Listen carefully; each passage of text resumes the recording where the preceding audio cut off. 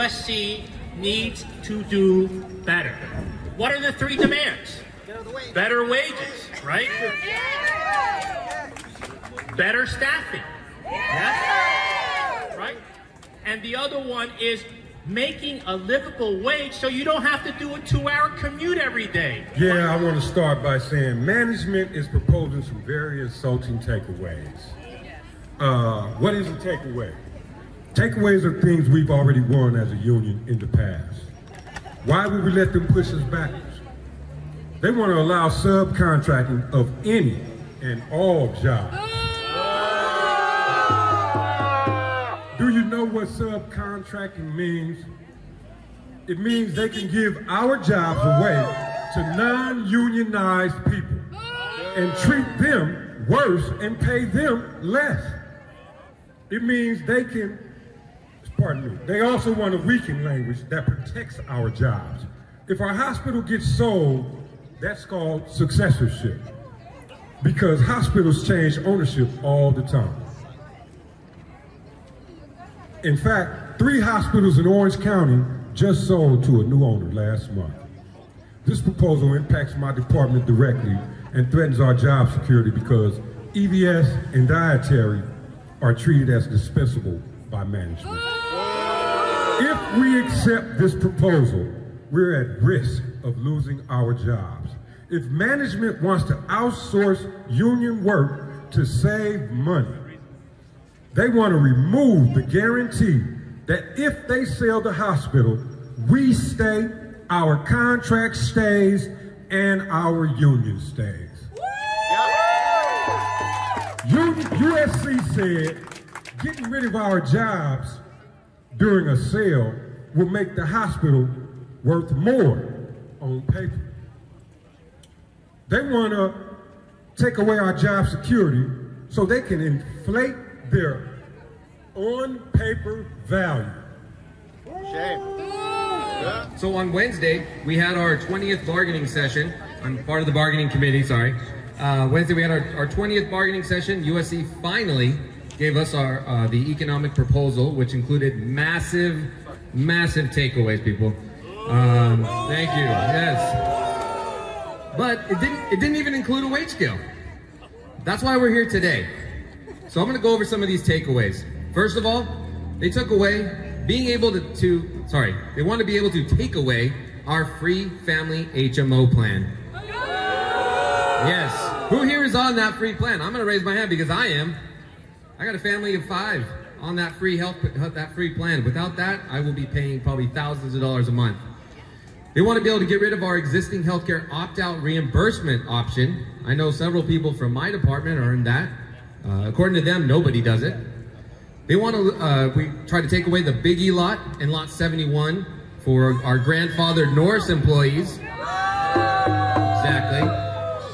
Plus, they want to make sure that if we do call off on a weekend shift, we have to make it up the following weekend.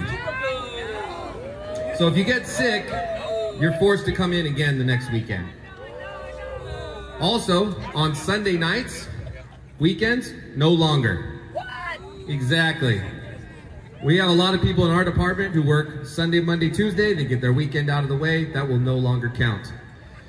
For our peri-op employees, this is a big one. They want to get rid of the 7 minutes for donning and doffing of the uniforms. Yep. The reason why this was put into the contract was because it was taking so long to change into their uniforms. People were getting written up for being tardy. This is a huge takeaway. And as I mentioned before, management's wage proposal that they gave us didn't even include a wage scale. So because of that, we don't even know what raises they're proposing. But they did propose that anyone that is above the current wage scale gets no raise. Yeah, that's right. What kind of inflation have we had over the last few years? Yeah, sorry, doesn't matter. You don't get a raise. Also, I'm sure those of you who've been through many contracts will remember the ratification bonus that we get after signing the contract. That's gone. No more. These things are absolutely insulting. Insulting. But it gets better, everybody. Just so you know, USC's health system last year made over $531 million in net cash from their operations. You guys made that. Yes, and again, continues to get better. They paid their executives nearly $60 million. They also want our contract to be only 2 years long. Normally it's 3 years. So what that would mean is in a year and a half, we're gonna be doing this all again. No security, no nothing. Well, all these negotiations on Wednesday were mainly for our Keck and Norris employees. Just so you know, for those of you here from the clinics and call centers, you can expect that these are all gonna be same takeaways for you as well. As I said, this is absolutely insulting. What I want to know is, are we going to let management disrespect us like this? No! Are we going to rise up and fight back? Yeah! Someone mentioned a little while ago about us healthcare heroes, right? A few years ago, that was us. 4 years later, we're healthcare zeros, everybody. Fight back. Let's do it. You know they're out here taking pictures and videos and trying to see who's out here because they want to get you. We're not going to let them do that, right? We're not going to let them come in here and scare us because that's what they're trying to do. Each and every single one of you are living paycheck to paycheck every single day. Each and every single one of you are struggling to put food on the table. Each and every single one of you are trying to pay down your debt, your college debt. And they are here trying to cut your job and take your rights away. And we know that that's what they do. That's what corporations do. And USC should be ashamed of themselves. They should be ashamed for the money that they charge students to go to their school. They should be ashamed for what they are doing there today. And we know there are so many more protests as a result of it, but the cost and expenses that it takes to go there and the promises that they're making to you. But I grew up in a way that said, don't pretend to be who you don't intend to be. And that's what they're doing here today. They're trying to move the goalposts each and every single day so that you don't get fair health care, so that you don't get fair wages. These are very basic things that you ask for just to be able to be happy and to come to work. Many of you had to survive this pandemic. We cannot forget, we went through this together. Many of you had to wash paper masks. Many of you had to go home and separate yourselves from your family, and you still didn't see the pay. You were out there on that front line, and today we are out here on this picket line. Because we're not going to let them forget the work that we have done, that you have done, and the sacrifices that you have made, and it's time to pay their fair share, right? I'm running for LA City Council in this area right here, right now. And, you know, this is personal for me. I'm a daughter of undocumented Filipino immigrants because my dad wasn't in a union, right? His wages were stolen. When he celebrated my mom's pregnancy, he got fired on the spot.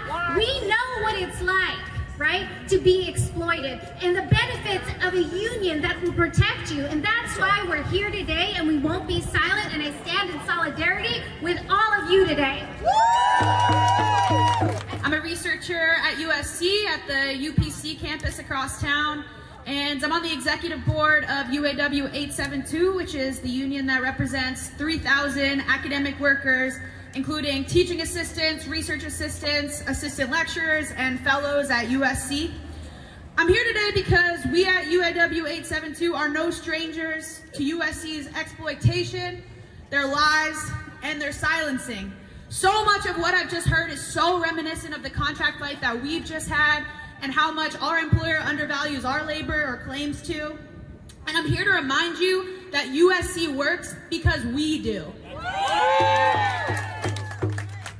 USC is one of the largest private employers in the city of Los Angeles, and for much of history, they have had unilateral control over so many people's working conditions. Yours, mine, the shuttle drivers across town who are bargaining right now, and every worker that they've hired and exploited since they were founded. Founded on the land that they stole from the families who lived on what is now our work site. Like I said, we've experienced firsthand the exploitation of academic workers. A majority of our workers are rent burdened, with over half spending more than 50% of their income on rent. A majority reporting financial stress and difficulty buying basic necessities. And before we got organized, workers had no real protections for the long hours, lack of safety in our laboratories and in our field work, and the discrimination and harassment workers face by their PIs and supervisors every day. And due to the intense gentrification caused by USC, workers are unable to live in the place where they work and must commute hours to work every single day. Shame. USC has an $8 billion endowment, yet when they sat down at the bargaining table, suddenly USC doesn't have the money. You can tell them at the bargaining table the long hours that you're forced to work, how short-staffed you are, how much you care and worry about the safety of your patients, and want to show up not only for yourselves, but for the people that you care for. But here's something we learned early on in bargaining our last contract. You cannot appeal to USC's morals because they don't have any. I'll tell you what moved USC at the bargaining table. Worker power. And more recently, we are seeing they're breaking their promises to hold their students and faculty safe.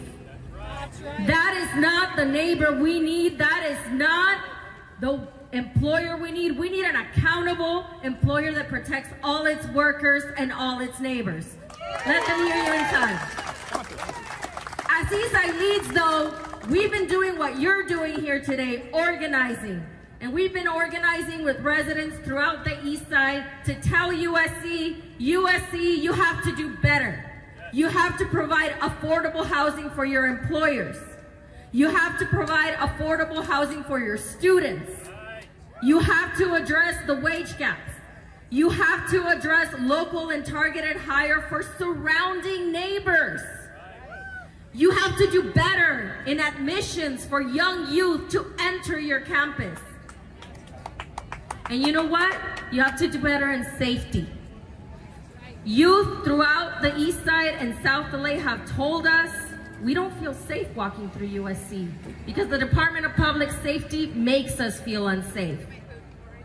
Now, more recently, USC is building a bioscience park here at the corner. Eastside Leads stands in solidarity with you, the workers that might work in that entity. And what we're asking USC is provide parking for all your staff. What the heck? Everywhere we go, people want to know. People want to know.